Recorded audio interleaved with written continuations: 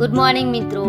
હું આજે બનાવવા જઈ રહી છું ન્યૂ બ્લોગ, જેમાં હું અને મારા ફ્રેન્ડ્સ જઈ રહ્યા છે પાવાગઢ.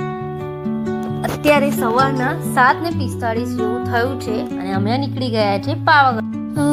પાવાગઢ જવા માટે અમે લોકોએ ઘણા પ્રયત્ન કર્યા હતા, પણ પહેલા બધા જ નિષ્ફળ ગયા હતા. અત્યારે હું એ વિચાર્યું કે ચાલો આપણે ઓછા તો ઓછા જણ પાવાગઢ જઈને આવીએ. હવે ધીરે ધીરે 10-15 જણ થયા હતા. અત્યારે લગભગ 5 કે 7 ફ્રેન્ડ્સ રહ્યા છે. એકચ્યુઅલી એ મારા ફ્રેન્ડ્સ નથી, પણ મારા સ્ટુડન્ટ છે. ચલો એ વાત જવા દો. સ્ટુડન્ટ છે, બટ હું સ્ટુડન્ટ એમને નથી ગણતી, હું એમને ફ્રેન્ડ્સ જ કરું છું. અને હા, અમે હવે પહોંચી જવા આવ્યા છે પાવાગઢ. લગભગ અમે 5 મિનિટ પાવાગઢ પહોંચી જ જઈશું.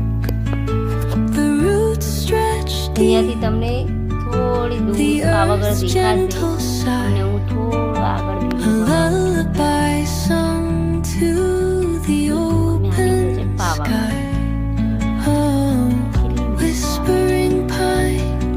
સ્ટાર્ટિંગમાં તો અમને ચાલવાનું ઈચ્છા આવી, પણ વચ્ચે જતા જતા અમે થોડા થાકી ગયા. ધીરે ધીરે ચાલતા ગયા, બ્લોગ બનાવવા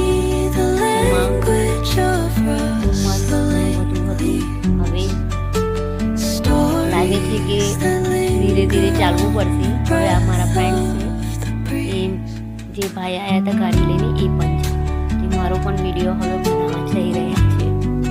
હું એ કીધું મારો થોડો વિડીયો બનાવી દીધો. હવે અમે ઉપર થોડા ચડીએ છીએ, પણ થોડા થાકી ગયેલા છે, એટલે ધીરે સ્લો થઈ ગયા છે. એટલા બધા પગ દુખે છે કે એની વાત જ નથી. અત્યારે તો થોડું સારું લાગે છે.